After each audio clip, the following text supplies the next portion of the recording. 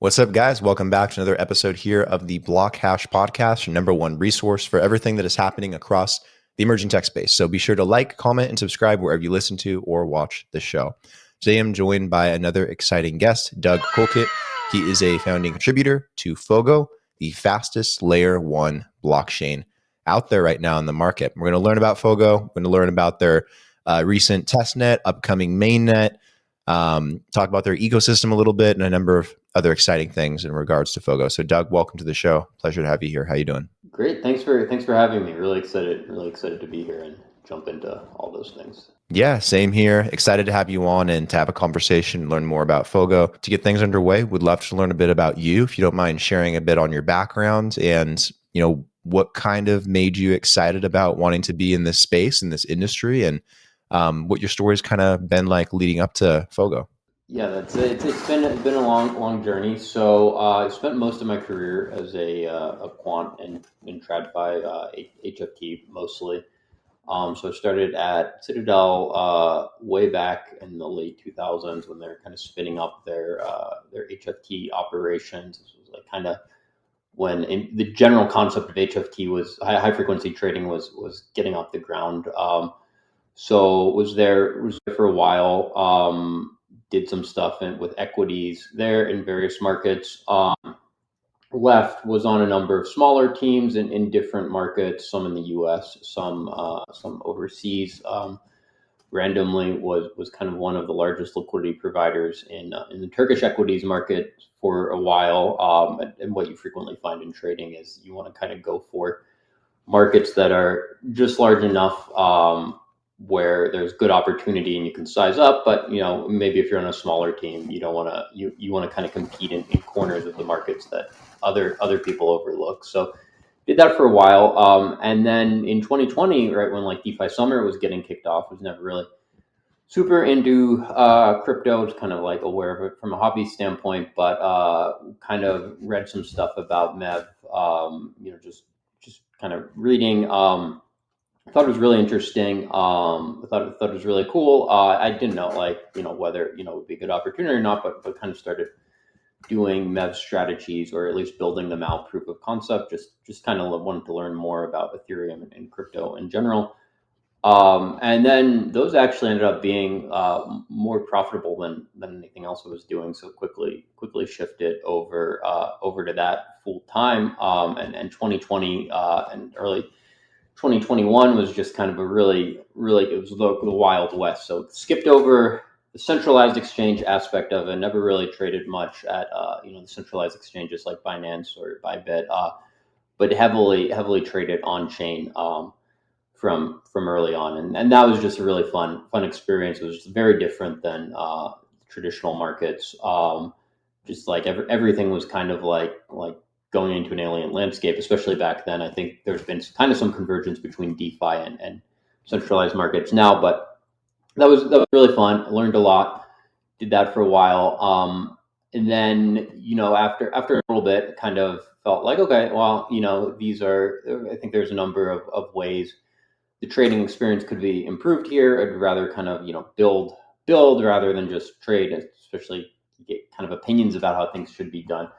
So started my first project, Ambient, which was originally, and we still do run these operations, an EVM based AMM, and we had a lot of the stuff like UniV4 has today, but we were very early with that, hooks and kind of like the singleton contract and flash accounting, all that stuff. So we kind of built a lot of that out very early on. But around like last year, we started getting more interested in the perp space for a number of reasons. It's just I think it's fundamentally a better business model than spot dexes for for a lot of reasons. But easiest, simplest thing is if you have leverage and someone comes in and trades 20x, they can trade 20 times more with the same amount of capital. So perp dexes do tend to be a lot more profitable. We got more. We kind of always were thinking about that. Got a lot more comfortable with it last year. So started actually, independently from the ambient side, looking at, okay, can we do this? And a lot of the criteria that we had around like, okay, what would we need from a chain? Because like a lot of people do the perp dex thing, and it's like off chain. or it's like, some centralized sequencer and it's like half decentralized, and we really didn't want to do that. We wanted to run everything fully on chain, but right, like to do that, you actually need a lot of properties, speed, latency, reliability, all that stuff that not a lot of chains had. Around the same time, looking through that, met Rob, who is the original, and Mike Cahill from Pith, who had originally this idea for, okay, let's build a blockchain that's like Solana, scale up, increase past Solana scalability, really exploit co-location to, decrease the latency to something much closer to a centralized exchange. And that just kind of clicked there from, being a market builder and app builder. Like, this is exactly what we need. So at that point, kind of joined up forces with them, like right when Fogo was still kind of just really wasn't a thing besides just some ideas on the whiteboard, but linked up with them and kind of have been helping to build that out ever since. Nice. That's exciting. Quite a background too, as well. And then with Fogo, what would you say is kind of more or less the mission, and also what makes it unique? I know that it's one of the fastest L1s out there.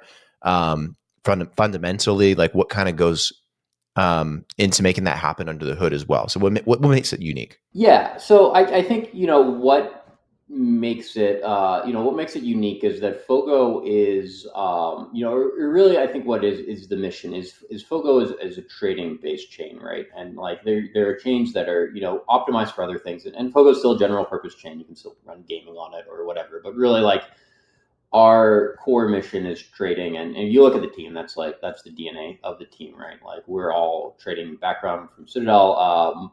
A lot of the other rest of the team is from Jump.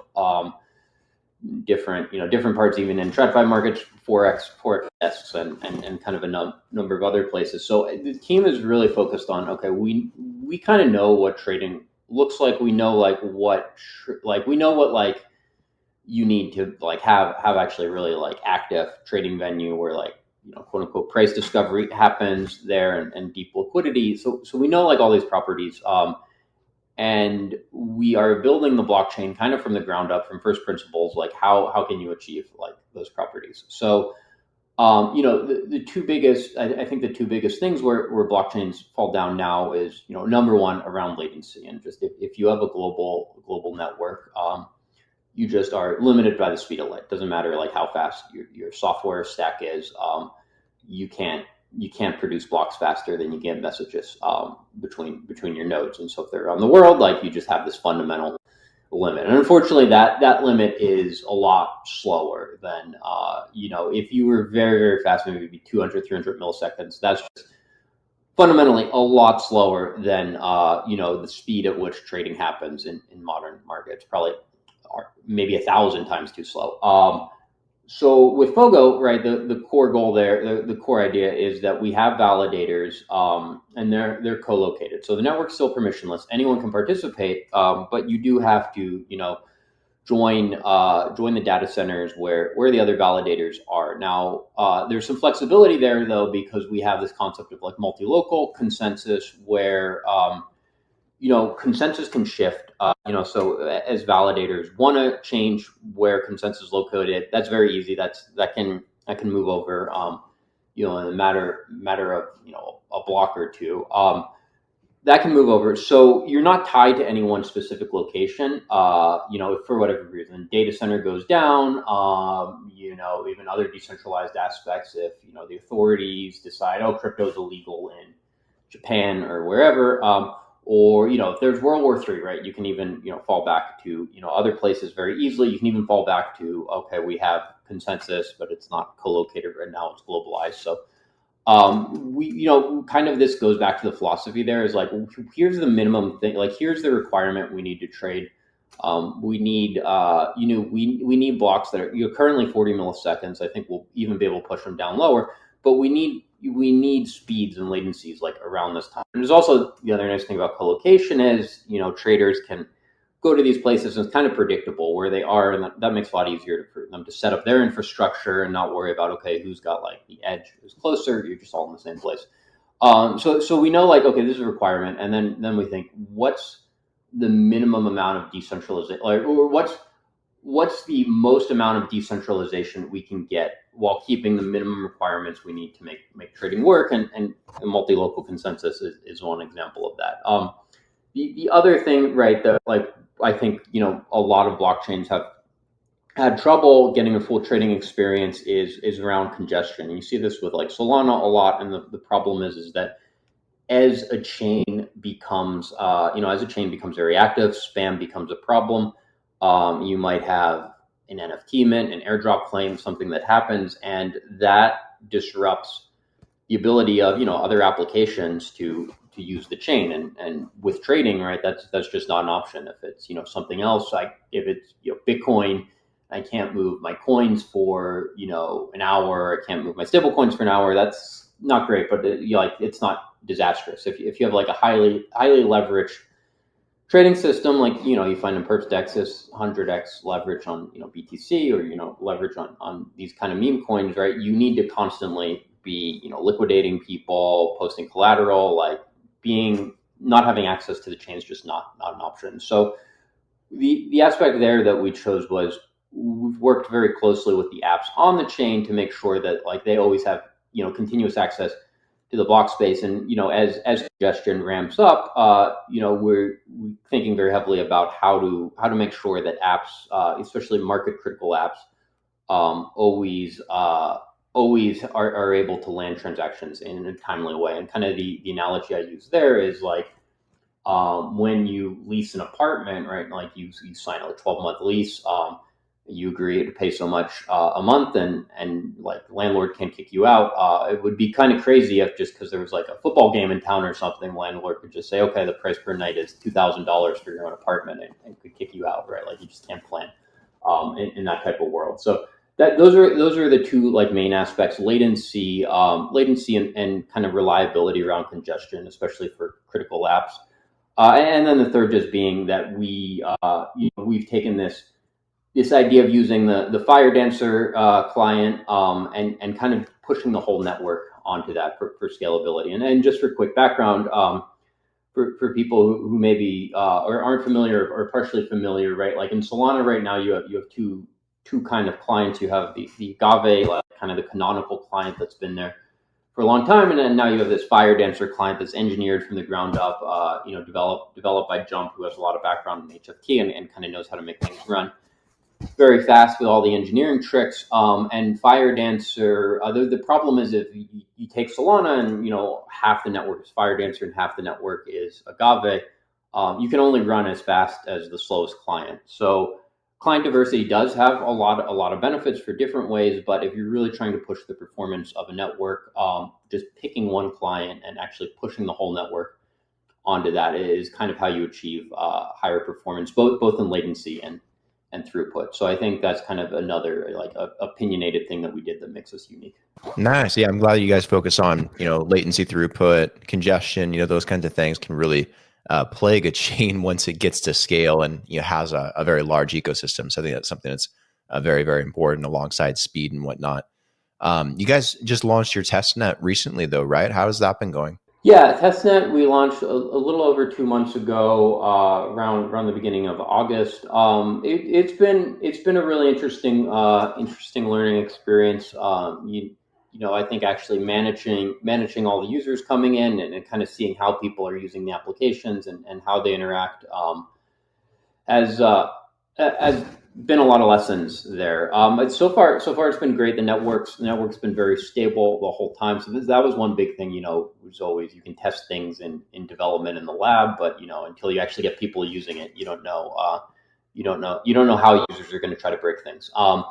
But the network's been very stable. We've been, happy to have a lot of activity. We've been happy to get like our major apps out there. People using them, I think, has been a pretty good experience. One thing that we've really focused on since the beginning of Testnet is building out what we call Fogo sessions, and that's basically I wouldn't say an alternative to our wallet, but that is how we're trying to integrate across the entire ecosystem on the UI layer to make things much smoother. And so the key idea with like Fogo sessions is, right, instead of having every transaction be a wallet signature, all that, like people really like people use Hyperliquid. Like it's really nice. Like I sign in once and then I click.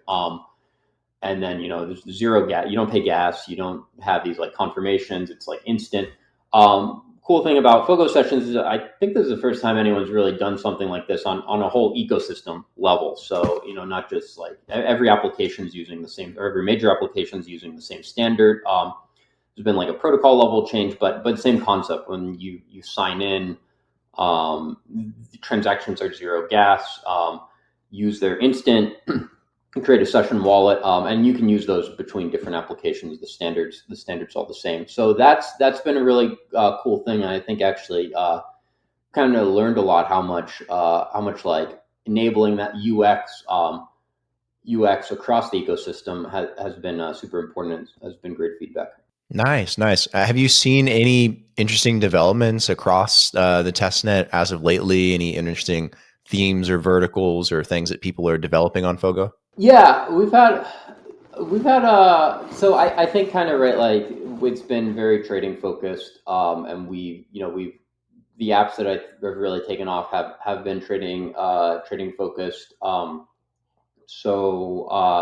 We've seen some cool stuff with kind of meme coins on testnet. There's been a number of them that have kind of taken off, and it's kind of been interesting how people have been engaged with it, and so the Spot Dex Valiant launched a meme coin launchpad, and that's gotten a lot of great engagement, and it's been really cool seeing kind of the activity taken off. I don't think we ever anticipated people would use testnet kind of intensely as they do.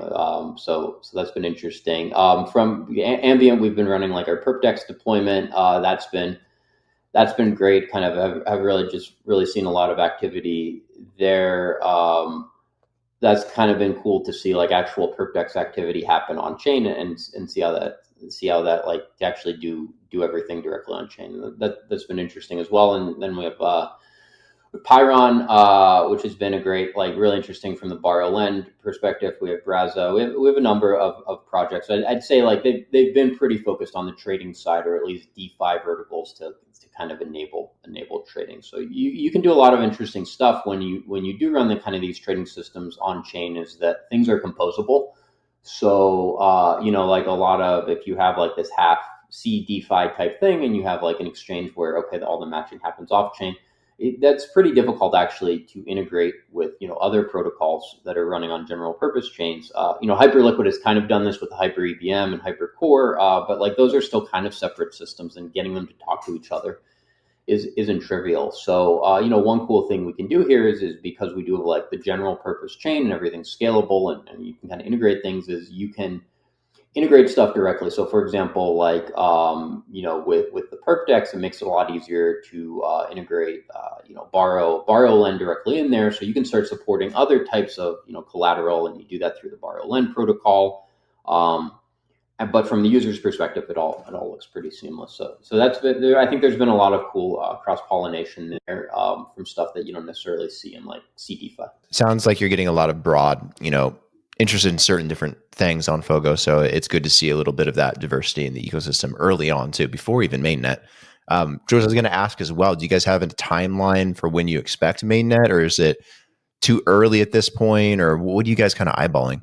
Yeah, so I will say we haven't officially announced our date yet. So I don't want to say the date yet, until like the rest of the team clears it and everything. But it is coming up very soon, definitely well before the end of Q4. I think we can say that. So users can kind of expect that we'll be out well before the holidays. Exciting. We'll look forward to that over the holidays. Then it should be a Yeah. Thanksgiving table. You can.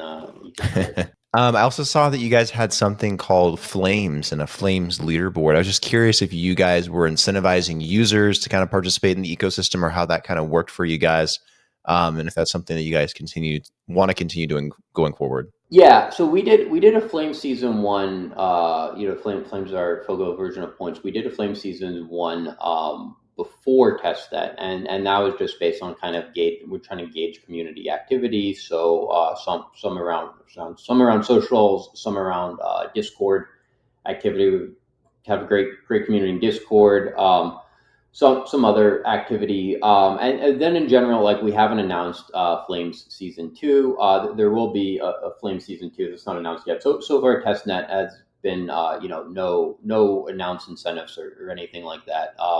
Obviously people use Testnet, they want to try it, but currently Testnet has no official incentives tied to it. So users will announce details on Flames season 2, pretty shortly, and I think we'll have the details there, and I think people would be pretty excited to hear. And then what's on your guys' horizon for the rest of this year? I know you mentioned Mainnet sometime maybe before the end of the year. Anything else that people should keep an eye out for with Fogo?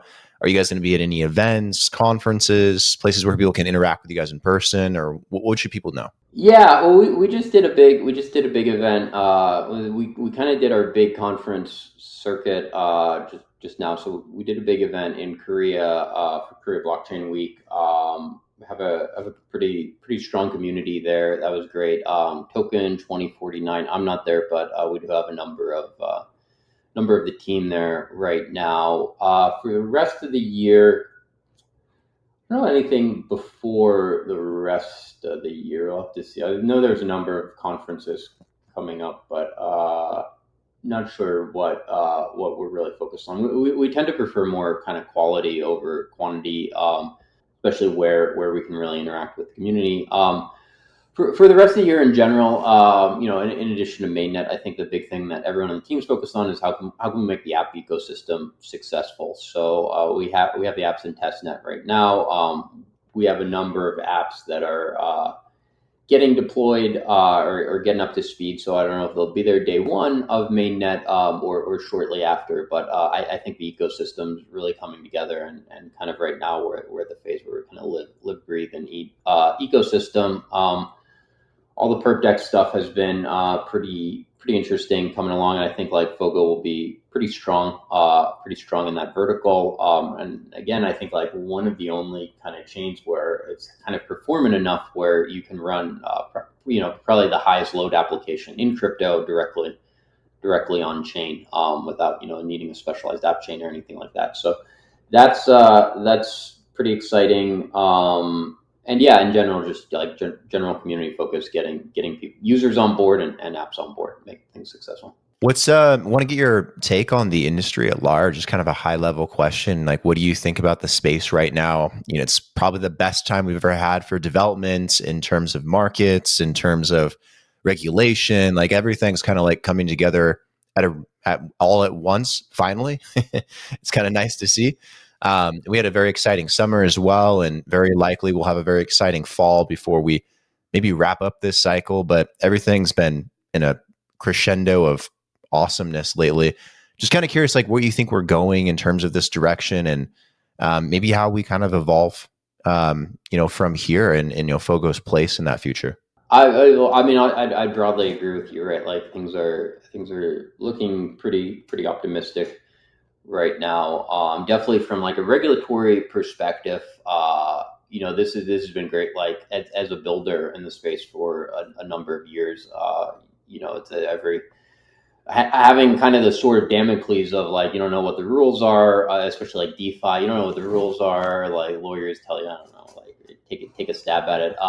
It's been night and day this year, and I think right, like you've seen a lot of great products come out, in the past this year, and I don't know how many of those builders would necessarily be in the space if that kind of uncertainty wasn't there. And then obviously like markets, crypto is kind of broken through again, and starting to regular people or everybody wants like crypto exposure, so that's huge. I think in terms of like how we think of Fogo is that on-chain trading, I think right now has been, I don't know, maybe 100,000 people, maybe even less. Yeah, even like Hyperliquid is a breakout product, and maybe that's certainly under 500,000, right? Like just not a ton, like a lot of money, but not I think a lot of just crypto native money, people who have deep pockets are moving things around. And you look at someone like Binance and they're 100 million people.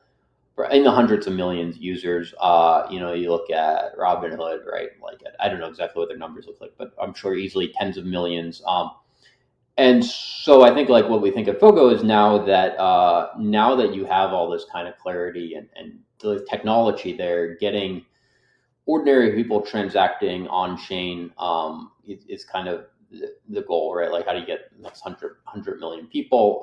And so that's like what we spend a lot of time thinking about and kind of positioning ourselves as like, how can, how can people use Fogo to trade? How can we get more assets that people want to trade on there? And how can we make like this whole process work so that like the average person, maybe doesn't even know that they're using Fogo under the hood, right? Like same way we don't necessarily know, what internet backbone like the packets on this call are going over. So I think like that's the long-term goal. Is it like it just works, it scales, you build on top of it, and we want to kind of position Fogo to be one of the major players for that. Absolutely. Exciting time to be alive for sure. And where can people go to keep up with everything Fogo related?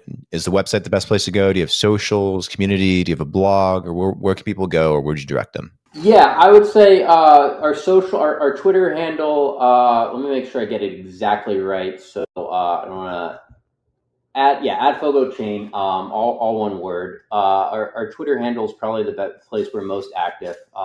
From that, we also have a Discord. You can follow a link out there. That's also super active, great community there. Yeah, website's good too, fogo.io. I think between the three of those, you definitely won't miss anything. Awesome. We'll make sure all the links are in the description for the episode below so everyone can easily find everything. And Doug, really appreciate the conversation again today. It's been great learning more about Fogo, and congrats on Testnet, and best of luck as Mainnet when that comes out later this year. And keep me updated on everything. Would love to have you back on for a part 2 at some point, and maybe we can meet up at some point at one of these events sometime soon. Definitely. Awesome. Well, thanks for having me. Had a lot of fun.